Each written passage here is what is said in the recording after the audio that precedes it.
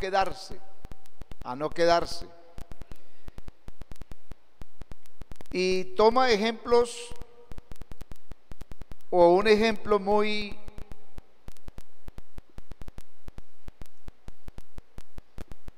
digámoslo, muy contundente que le pasó al pueblo de Israel. Entonces dice, el Espíritu Santo dice, si oyeres hoy su voz, no endurezcas el corazón. Y dice, como en la provocación, en el día de la tentación en el desierto, donde me tentaron vuestros padres y vieron mis obras por 40 años. Y él se disgustó. Todos conocemos la historia, y los que no la conocen, pues se trata del pueblo de Israel, que siempre fue un pueblo muy contradictor, un pueblo muy duro, porque viendo las manifestaciones de Dios, como por ejemplo la columna de fuego de noche, que les daba calor en la noche les daba calor por el frío del desierto, y Dios les ponía una lámpara ahí, una columna de fuego que les daba calor. Y viendo la nube de día, porque el calor del desierto era y es horrible, pero Dios les ponía una nube ahí encima para que el calor no los fatigara. De ahí el texto que dice, el sol no te fatigará de día, ni la luna de noche, porque en la noche había calor y en el día había sombra. Y todos los milagros que este pueblo vio, como el mar muerto, el mar se abrió, el Jordán, infinidades de milagros, y uno no entiende cómo al final fue un pueblo tan duro de corazón, tan duro de corazón, y cómo a la final ese pueblo, esa generación primera que salió de Israel, de Egipto, pereció en el desierto. Y los interrogantes siempre son, ¿quiénes fueron los que habiendo oído lo provocaron? Habiendo oído lo provocaron. ¿No fueron todos los que salieron de Egipto por mano de Moisés? Como queriendo decir, para que nos quede bien claro, ¿quiénes fueron los que lo provocaron? ¿No fueron todos los que salieron de Egipto por mano de Moisés? ¿Y con quienes estuvo el disgustado 40 años? ¿No fue con los que pecaron, cuyos cuerpos cayeron en el desierto? ¿Y a quienes juró que no entrarían en su reposo, sino aquellos que desobedecieron? Y vemos que no pudieron entrar a causa de su incredulidad. Es posible que uno vaya en pos de Dios y pueda haber muchos milagros como los que estamos diciendo que vio Israel de parte de Dios, mas sin embargo seguir siendo incrédulo. La incredulidad realmente impide el avance, porque la Biblia dice que los que se acercan a Dios es necesario que realmente creamos. Dice, es menester que crean que le hay y que es galardoneador de los que le buscan. Una de las principales cosas que debemos tener clara es que Dios es real. Y si Dios es real, ¿por qué vacilar? ¿Por qué dudar? ¿Por qué claudicar? Ellos, por ejemplo, pensaron, veremos si Dios pone mesa en el desierto, porque ¿Cómo nos va a sostener en el desierto? Mujeres, ancianos, niños, animales en un desierto, ¿cómo podrían subsistir? ¿Será que pone mesa en el desierto? Y dudaron si Dios iba a ponerles alimento allí para sustentarlos, si Dios iba a darles las aguas para refrescar la sed, porque no veían aparentemente nada. Pero realmente Dios es fiel. Y yo creo que aunque nosotros somos infieles, Dios sigue siendo fiel. Y por la misericordia, dijo el apóstol, dijo el profeta después, por la misericordia de Dios, no hemos sido consumidos, porque nunca decayeron sus misericordias.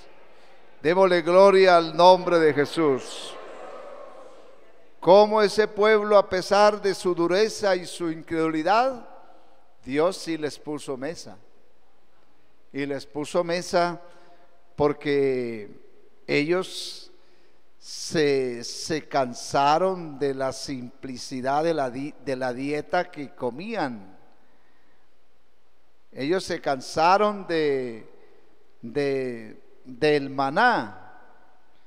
Eso lo estábamos leyendo y lo podemos leer en Números capítulo 4. En Números capítulo 4 dice que, capítulo 11, perdón. Números capítulo 11 dice: aconteció que el pueblo se quejó a oídos de Jehová, y lo oyó Jehová, y ardió su ira. Se quejó. Usted sabe que ellos se quejaban. ¿Acaso no hay sepulcros en Egipto? Las cebollas, los ajos. Y recordaban toda la vida de Egipto. Y parece, valga la redundancia, que les pareciera mejor haberse quedado en Egipto que haber salido al desierto. Es que ellos lo dijeron: mejor nos hubiera sido habernos quedado en Egipto. Amén. Y dice que se quejaron, y se quejaron al oído de Dios. Al oído de Dios. Ellos pensarían tal vez que Dios, que se iba a percibir, Dios que va a estar interesado, Dios que va a oír. Y se quejaron al oído de Dios, porque ahí estaba Dios. Amén. Ahí estaba su misericordia con ellos. Amén. Y claro, se encendió en ellos fuego de Jehová y consumió uno de los extremos del campamento. Dice que entonces el pueblo clamó a Moisés, y Moisés oró, y el fuego se extinguió, y llamó a aquel lugar Tabera, porque el fuego de Jehová se encendió en ellos. Y la gente extranjera que se mezcló con ellos tuvo vivo deseo, y los hijos de Israel también volvieron a llorar y dijeron: ¿quién nos diera a comer carne? Nos acordamos del pescado. Comían pescado en Egipto. Nos acordamos del pescado que comíamos en Egipto de balde, de los pepinos y de los melones, los puerros, no tengo ni idea qué es eso, las cebollas, sí las conozco, y los ajos también. Ahora nuestra alma se seca, pues nada sino este maná ven nuestros ojos. Qué desagradecidos. Esto se parece mucho en cierta manera, uno piensa que eso lo vivió Israel, pero eso son cosas que se viven hoy en día también. Ellos se cansaron de de la dieta, era maná, era maná. Pero por cierto que no fueron ni los espirituales, de ahí el peligro de ser más carnal que espiritual. Los extranjeros que se habían unido a ellos fue los que tuvieron vivo deseo de otras cosas. ¿Cuántas veces sinceramente tenemos que o debemos ser sinceros? ¿Cuántos deseos nos da de muchas cosas igual hoy en día a nosotros? Yo siempre digo que, y me parece que es como lógico, que muchos a veces pueden pasar por un lugar de diversión, de baile, de música y de las mundanalidades en que la gente vive. Y yo pienso cuántos dirán, yo porque soy cristiano, y si no, me pegaba una bailadita. Yo porque soy cristiano y si no me pegaba una borracherita, pero pobrecito yo, como soy cristiano, ¿verdad? Porque hay deseo, somos humanos, somos sensibles, emocionales. Pero otro puede ser que pase por ahí y diga, bendito sea Dios. Mire de dónde el Señor me sacó. Y lo que tiene no es deseo de volver, sino gratitud por haber salido de allí. Y eso es una buena señal, porque el pecado no solamente hay que dejarlo, sino aborrecerlo. La Biblia manda aborrecer lo malo, hacer lo bueno y aborrecer lo malo. Lo malo ni siquiera se debería tolerar, sino aborrecer. Y debe ser fuerte esa palabra, aborrecer lo malo. ¿Lo han leído? Aborrecer lo malo. Ellos tuvieron vivos deseos de otras cosas.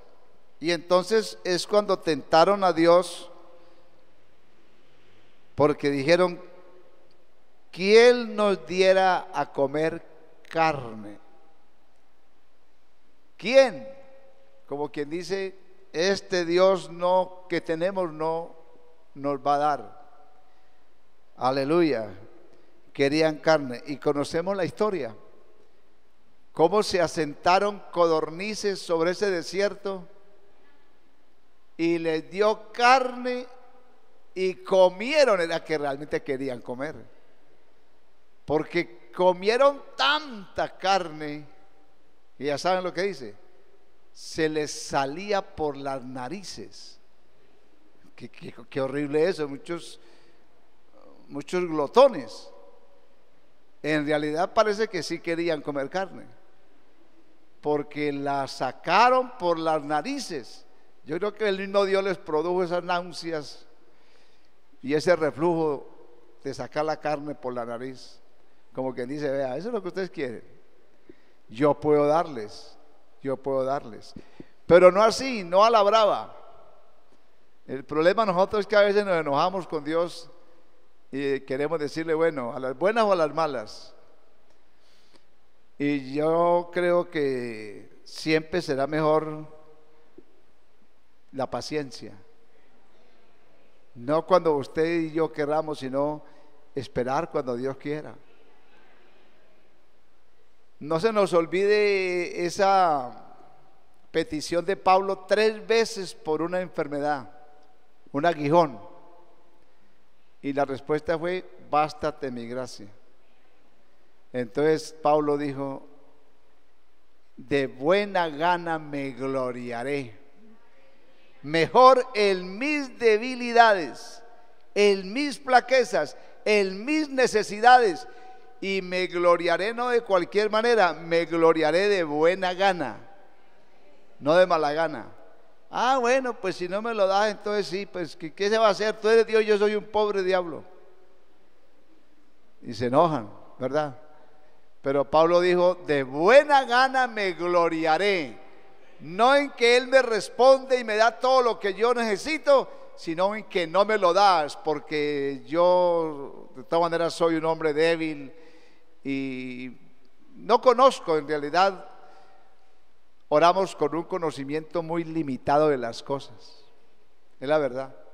Oramos con un conocimiento muy limitado de las cosas, por eso lo mejor es callar delante del Señor. Amén. Así dice la Biblia: estad quietos y conoced que yo soy Jehová. Pero a veces yo sé que en realidad hay momentos difíciles. Una cosa es decirlo cuando uno está en condiciones favorables, y otra cosa es cuando le toca el momento difícil. Porque la vida cristiana, yo creo que nadie sabemos qué clase de cristianos somos hasta que no nos toca pasar por las dificultades. Porque mientras que usted tiene todo suplido, es fácil ser cristiano, pero cuando no lo hay es otra realidad. Y qué bueno que en todo y por todo estemos dispuestos a darle la gloria al Señor. Amén. Bueno, lo que quería que viéramos es en realidad que este pueblo fue un pueblo contumaz, fue un pueblo rebelde, fue un pueblo que acabó endureciendo.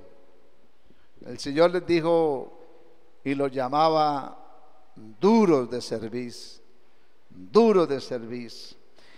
Y lo cita entonces el apóstol que estamos leyendo del Hebreos, a ellos haciendo referencia. Y entonces, ¿qué dice? Miren, hermanos, ya está hablándole a otra generación, a otra congregación.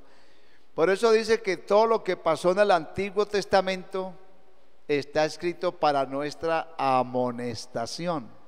Y lo dice claramente: para que no incurramos en las faltas que ellos incurrieron. Entonces dice: mirad, hermanos, estamos leyendo Hebreos 3:12, miren, hermanos, como quien dice, presten atención, que no haya en ninguno de vosotros corazón, ¿qué? Corazón malo de incredulidad, para apartarse del Dios vivo. Corazón malo de incredulidad. El corazón es muy difícil conocerlo. Engañoso y perverso es el corazón. ¿Quién lo conocerá? Yo creo que ni uno mismo lo conoce, ¿verdad? Solo Dios conoce el corazón. Y la dureza de corazón, mire cómo es la vida. En principio Dios lo que hace es ablandar el corazón. Quitaré el corazón de piedra, así es, y pondré un corazón de carne, corazón sensible a las cosas de Dios, sensible al amor de Dios. Amén. Pero ese corazón de carne puede volver a acabar siendo un corazón otra vez de piedra, y ya de piedra más refinada. Porque imagínense, por eso dice Hebreos que si pecaremos voluntariamente después de todo el conocimiento de las cosas de Dios, pues sencillamente no queda más sacrificio por el pecado, porque pues el pecado solo se hizo un sacrificio. Y si uno persiste en que no puede decir, bueno, pues como Cristo entonces por aquí no fue, busco por aquí, porque no hay otra opción. Jesucristo es el camino, la verdad y la vida. Y si lo dejáremos a Él, Él también nos dejará a nosotros. Amén. Mirad, hermanos, que no haya en ningún otro corazón malo de incredulidad, para apartarse del Dios vivo. Y nos dice: antes exhortados unos a otros, ¿cada qué? Cada día. Cada día debemos exhortarnos. Exhortarnos es animarnos, estimularnos, darnos fuerza, darnos consuelo, darnos esperanza entre uno y otro. Qué bueno que usted llame a un hermano y lo anime, que usted se preocupe por alguien que no volvió al culto y le pegue una llamadita, que todos nos preocupemos, porque dice ahí, mirad hermanos, amén, gloria a Dios. Entonces dice, antes exhortados unos a otros cada día, en tanto que se dice hoy, para que ninguno de vosotros se endurezca por el engaño del pecado. Es que no es fácil, hermano. Uno vive bombardeado desde que se levanta hasta que se acuesta. Y se acuesta y todavía sueña, ¿verdad? Uno está bombardeado, rodeado, cercado, diría yo, del engaño del pecado. Gracias a Dios por los jóvenes. Gracias a Dios por los caballeros, por las mujeres. Gracias a Dios por todos los que aún así, es un milagro. Por eso ser salvo es un milagro, hermanos. Cómo en medio de un mundo tan contaminante y tan contaminado puede haber un pueblo, puede haber un joven, una señora, un caballero que puede estar viviendo dentro de esa realidad y no pertenecer a eso, odiarlo, rechazarlo, no quererlo. Razón tuvo Jesús cuando oró y dijo, no ruego que los quite del mundo, sino que los guarde del mal. Están en el mundo, pero no son del mundo. Nosotros no pertenecemos al mundo, pertenecemos al reino de Cristo. Porque el engaño del pecado, hermano, no vaya a creer. Uno se pone a ver la gente cómo vive y no me diga que no, porque yo mismo lo he sentido, francamente hablando. Y eso le pasaba al salmista, creo que es en el Salmo 71. En el Salmo 73, el engaño del pecado, ¿en qué consiste? No se endurezcan por el engaño del pecado. Este salmista se dice que era un levita.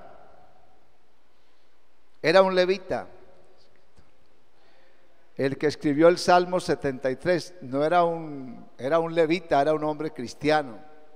Era un hombre cristiano, como un pastor hoy en día. Y me gusta que él sinceramente manifiesta su experiencia cristiana. Y dice, ciertamente el bueno Jehová, el bueno Dios para con Israel, para con los limpios de corazón. En cuanto a mí, casi se deslizaron mis pies. ¿Y qué? Y por poco resbalaron mis pasos. Es decir, por poco y me descarrilo, como decimos hoy en día. Amén. En cuanto a mí, sinceramente, casi se deslizaron mis pies, por poco resbalaron mis pasos. Y me gusta porque dice, ¿por qué? Porque tuve envidia de los arrogantes, viendo la prosperidad de los impíos. ¿Usted no siente envidia alguna vez cuando usted ve su situación? Obvio, y uno ve gente en tanta opulencia que no saben qué hacer con la plata. No me diga que eso a veces no le mueve el piso a uno. Por eso muchos se llenan de odio, de amargura, de venganza. Por eso secuestran, por eso matan, porque no soportan ver otros en abundancia y otros en tanta escasez. El salmista sinceramente dice, tuve envidia a los arrogantes, viendo la prosperidad de los impíos. No tienen congojas por su muerte, o sea, no piensan ni siquiera en la muerte. Todo su vigor está entero, tienen buena salud. Óigase bien, no pasan trabajos como los otros mortales, ni son azotados como los demás hombres. Por tanto, la soberbia los corona, se cubren de vestido de violencia, los ojos se saltan de gordura y logran con creces los antojos del corazón. Bien bueno, ¿verdad? Y parece que el salmista como que algún día se puso a ver cómo viven los demás y cómo vivo yo. Y esas comparaciones pueden ser muy engañosas. Pero gracias a Dios por la reflexión profunda de él llegó a pensar que su conversión, si estaba convertido a Dios, era como, no tenía sentido.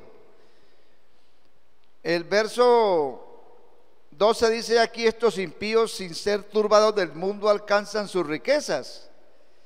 Verdaderamente en vano he limpiado mi corazón y he lavado mis manos en inocencia. En vano ha sido lo que yo he hecho. ¿De qué me ha servido a mí ser cristiano? ¿De qué me ha servido? A veces el diablo es atrevido. ¿Ve? Gloria a Dios. En vano he limpiado mi corazón y he lavado mis manos en inocencia, pues he sido azotado todo el día y castigado todas las mañanas por Dios. ¿No le ha pasado a usted algo así? A mí me ha pasado. Uno a veces piensa, porque la mente es muy rápida y la condición humana es muy volátil, ¿verdad? Pero dice el verso 16: cuando pensé para saber esto, porque él le turbaba eso. Cuando pensé para saber esto, ¿qué dice? Fue duro trabajo para mí. Eso no fue fácil, entender eso. Porque estos son impíos y son malos, perversos y viven tan bueno, y yo soy justo y soy pío y soy santo y vivo tan mal. ¿Por qué? Eso no es fácil entenderlo. Y él dice: fue duro para mí, hasta que entrando en el santuario de Dios comprendí el fin de ellos. Y él entendió que ciertamente los has puesto en deslizaderos y en asolamiento los harás caer, como han sido asolados de repente y perecieron, se consumieron de terrores. Como sueño del que despierta, así, Señor, cuando despiertes menospreciarás su apariencia. Oiga bien: se llenó de amargura mi alma y en mi corazón sentí punzadas. Tan torpe era yo que no entendía, era como una bestia delante de ti. Es decir, una bestia no tiene razonamiento. Él no entendía. Pero me gusta mucho ese texto. Con todo, yo siempre estuve contigo, me tomaste de la mano derecha. ¿Qué tal que Dios no nos tomara de su mano? En realidad somos lo que somos porque algún día Dios nos tomó de la mano. Y parecemos niños engreídos mirando para otro lado. Yo estoy contento de tener mi nieta en la casa y la saco al parque por las mañanas. Tiene 2 añitos. Y yo voy con ella y ella es engreída viendo todo y yo alándola. Y como no estoy muy entrenado en eso, a veces se me enoja. Se me enoja porque ella quiere engreírse de otras cosas. Y así somos a veces nosotros, niños espirituales. Pero qué bueno que Dios nos agarró la mano. Démosle gloria al que nos agarró la mano. Aleluya, gloria a Jesús. Me gusta ese texto. Con todo, yo siempre estuve contigo, me tomaste de la mano, y no de la mano izquierda, de la mano derecha. De la mano derecha. Me has guiado según tu consejo, y después me recibirás en gloria. Y mire cómo termina: ¿a quién tengo yo en los cielos sino a ti? Y fuera de ti nada deseo en la tierra. ¿Será que algún día sí podemos decir eso? Yo lo veo difícil, francamente hablando. Nada deseo en la tierra. Porque a uno le pasa eso, pero como por momentos. A mí me pasa eso. Hay momentos en que uno no tiene ganas de nada, ¿o no? De nada. Pero hay otros que tienen ganas de mucho.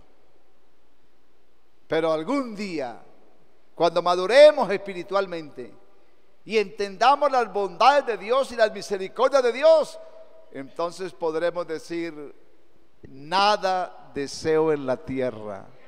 Lo más grande, lo más precioso, lo más maravilloso que me ha acontecido es tener la favorabilidad de Dios en mi vida. No hay nada más grande que eso. Hermano, las cosas materiales son temporales, son pasajeras. Alabado sea el nombre de Jesús. Démosle gloria al nombre de Jesús.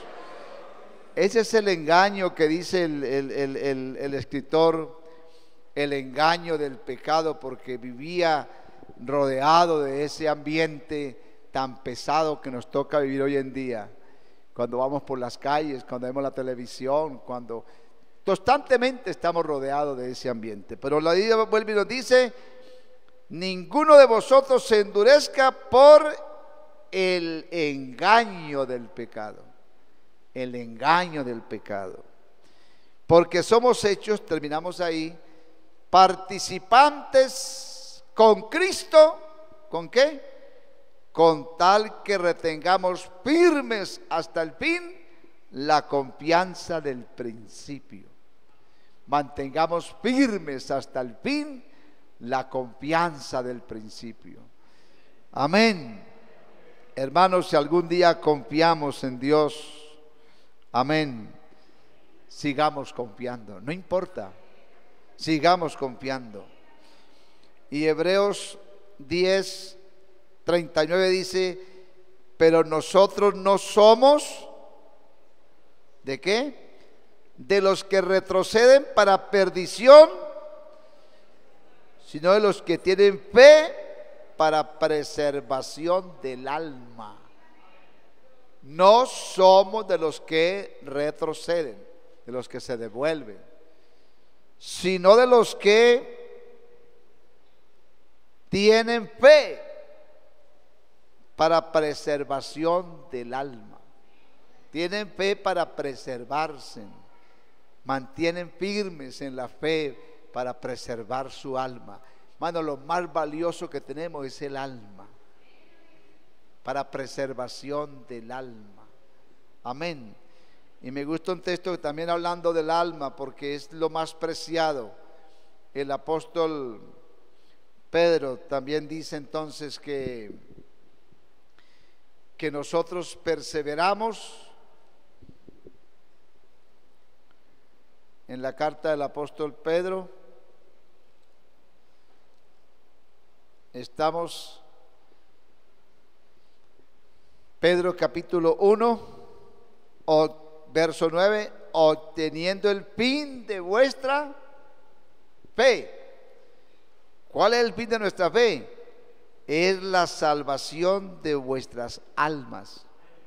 Obteniendo el fin de vuestra fe. Porque el propósito de la fe, amén, es la salvación de nuestras almas. No importa cuántas cosas se puedan perder, pero salvar el alma es el más grande tesoro.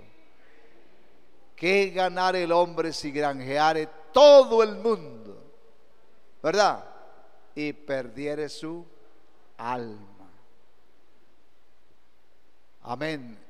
A veces el alma se distrae con muchas cosas.